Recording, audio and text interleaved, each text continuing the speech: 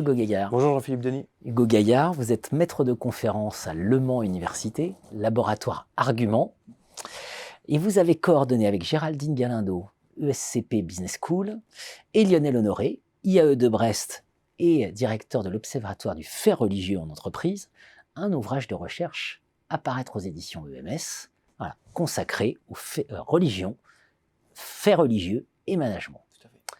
Alors, un ouvrage collectif sur le sujet, tout de suite la question qui vient, c'est pourquoi ? C'est une bonne question.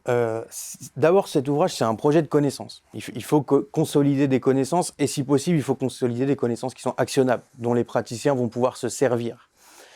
L'importance du sujet, la régulation de l'expression religieuse ou des comportements religieux au travail, elle est plus vraiment à démontrer de notre point de vue. On sait que c'est un sujet aux forts impacts sociétaux, avec une visibilité importante au sein des situations de la vie de tous les jours et donc forcément aussi des situations dans le contexte du travail.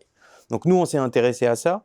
Et puis on s'est dit, depuis il y a plus de presque 10 ans maintenant, le premier rapport de l'Observatoire du fait religieux en entreprise qui est piloté par Lionel Honoré, depuis l'ouvrage d'Isabelle Barthes, Management et religion, il y a besoin d'un ouvrage qui va venir consolider tout ce qu'on sait sur cet objet et qui va être à la fois utile pour les chercheurs, qui va nous permettre de consolider ce qu'on sait, et utile pour les praticiens, pouvoir s'en saisir et puis avoir une approche un peu globale.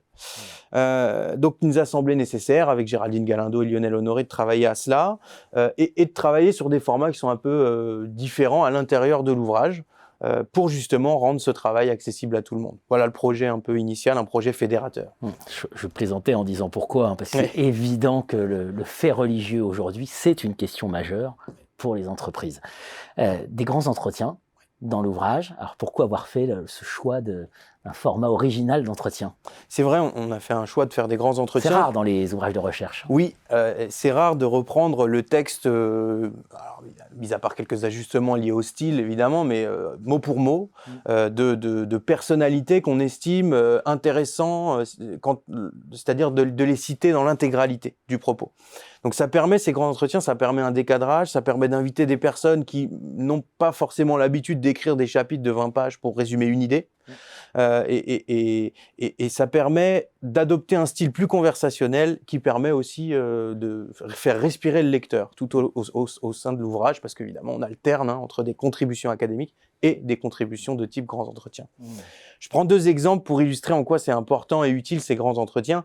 D'abord, un double exemple pour commencer. On a des grands entretiens avec des praticiens de très haut niveau de gestion du fait religieux en entreprise, puisqu'on a le directeur diversité et inclusion du groupe Vinci, et on a la directrice diversité et inclusion de Orange, donc Tanguy de Belair d'un côté et Delphine Pouponneau de l'autre. C'est intéressant parce que la comparaison des grands entretiens nous permet de voir que dans le rapport aux outils de gestion, qui est un vrai questionnement au sein de la littérature, ils ont 2 approches radicalement différentes. Vinci, qui est un grand groupe international qui dit « moi, je ne veux pas adopter trop d'outils pour pas être trop intrusif dans la pratique de mes managers et je veux les responsabiliser, je veux qu'on puisse s'adapter à la contingence locale des business units de Vinci ». Puis de l'autre côté, on a Orange qui travaille sur le sujet, qui est volontariste depuis longtemps et qui a construit des outils au fil de l'eau, les a adaptés et qui commence à avoir une approche un peu intégrée grâce à ces outils. Donc des approches comparées par les grands entretiens qui n'auraient pas été, je pense, aussi bien mises en avant si c'était pas ce format-là qui avait été retenu. Et puis un dernier exemple, pour répondre à votre question, on a un entretien avec Pierre-Yves Gomez, qui est professeur à l'EM Lyon Business School. Bien connu sur ce plateau. Bien sûr, et il inverse la perspective, il nous dit « Que dit le fait religieux en entreprise de l'évolution du management, de l'entreprise et du travail ?» Et je ne vais pas en dire beaucoup plus, mais c'est vraiment absolument contre-intuitif d'une part et donc forcément passionnant. Donc encore un format entretien qui mérite d'être lu de notre point de vue. Toujours passionnant d'écouter Pierre-Yves Gomez sur ce genre de questions. Excellente idée d'avoir interrogé les directeurs diversité de grandes entreprises françaises. Les tendances structurantes, finalement, que vous voyez après avoir coordonné cet ouvrage? Alors, il y en a plusieurs. D'abord, la communauté de personnes qui s'intéressent à ce sujet grossit, s'internationalise. On a des contributions du Royaume-Uni, du Canada, du Bénin. Donc, vraiment un ouvrage qui rayonne internationalement, des contributions académiques, des grands entretiens. Et c'est une très bonne nouvelle parce que ça permet d'éviter l'entre-soi académique. Encore plus sur ces sujets-là où on sait qu'il faut avoir des diversités de points de vue. Il ne faut pas qu'on soit trop situé. Il faut parfois s'affranchir des les contextes, ou au contraire utiliser ces contextes pour mieux comprendre l'objet dans sa façon globale. Donc ça, c'est un enseignement majeur, c'est que la communauté s'est élargie et c'est très utile pour mieux comprendre l'objet. Donc grâce à l'ouvrage, ce qu'on sait, on en sait davantage sur l'usage des outils de gestion, par exemple, j'en ai parlé un petit peu plus tôt. On sait aussi beaucoup mieux comment les salariés réagissent aux politiques de régulation de l'expression religieuse. On a par exemple un chapitre qui parle des stratégies de présentation de soi quand on est une femme musulmane voilée dans le cadre d'une procédure de recrutement. Et donc un sujet vraiment complètement au cœur de l'actualité. Donc la vingtaine de chapitres abordent les niveaux individuels, interindividuels, organisationnels. Donc c'est vraiment un ouvrage global. Ça c'est l'enseignement, je dirais, général de l'ouvrage, et puis peut-être pour donner envie de le lire. Alors il y a des points d'intérêt qu'on identifie en rebond de cet ouvrage et qui nous permettent d'aller un peu plus loin. Je vais en citer 3, sachant que dans notre chapitre conclusif qu'on a écrit, nous coordinateurs, en fait on en donne une dizaine. Le premier, c'est que il faudrait travailler, c'est nécessaire de travailler sur le rôle des acteurs du dialogue social.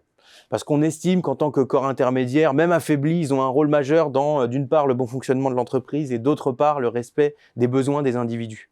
Donc ce sujet des acteurs du dialogue social, il est sous-investi aujourd'hui par la communauté de recherche. Sur ce sujet, il faut l'investir majoritairement et de façon finalement assez urgente. Peut-être en partenariat d'ailleurs avec les acteurs du dialogue social. Des recherches-actions peuvent tout à fait être conduites dans ce sens-là. Autre exemple, on sait que la majorité des situations de faits religieux ne posent pas de problème en fait, ou qu'elles sont réglées par des actions de management classiques ou bien rodées. Cela dit, on remarque que dans certains contextes, notamment quand la densité de faits religieux est importante, les règles peuvent être infléchies. Elles peuvent être remplacées par de nouvelles règles et on ne sait pas trop quel est le processus, les mécanismes, comment ça fonctionne. C'est un deuxième point d'intérêt. Et puis un troisième et dernier point d'intérêt, c'est que les organisations, les entreprises, elles affirment de plus en plus leur posture. C'est-à-dire la manière dont elles régulent, qu'elles contrôlent finalement l'expression religieuse des collaborateurs. Et ça peut aller jusqu'à parfois l'interdiction d'expression religieuse face à la clientèle. C'est un exemple de ce qu'il est possible de faire quand on est une organisation. Mais ça peut jouer sur l'attractivité de l'organisation. En tout cas, on suppose que ça peut jouer sur l'attractivité de l'organisation. Il faut aller creuser ça, parce que ça permet de comprendre aussi comment les candidats choisissent leur entreprise. Quelle est la place de la religiosité dans le choix d'une organisation? Est-ce que ça modifie le marché du travail? Notamment, est-ce que les choix des entreprises ont des effets sur l'allocation des candidats dans les différentes entreprises? Vous voyez, ça c'est une autre question qu'on peut avoir sur ces effets, ce lien finalement entre posture de régulation et puis ce qu'on appelle dans la littérature le fit organisationnel ou l'attractivité RH d'une organisation. Donc finalement, l'impact sociétal des travaux sur le fait religieux est majeur. Il y a des pistes qui sont ouvertes. L'ouvrage donne une synthèse à notre sens qui est tout à fait honorable et il ouvre aussi plusieurs avenues de recherche. Un véritable programme de recherche. Faire de la recherche, c'est bien. Faire de la recherche sur des sujets importants, c'est mieux. C'est le cas de votre ouvrage. Vous aviez déjà publié « Manager l'expression religieuse au travail », 4 études de cas aux éditions AFMD. Merci Hugo Gaillard. Faire de la recherche à impact, c'est encore mieux sur les sujets importants. Merci Jean-Philippe Denis.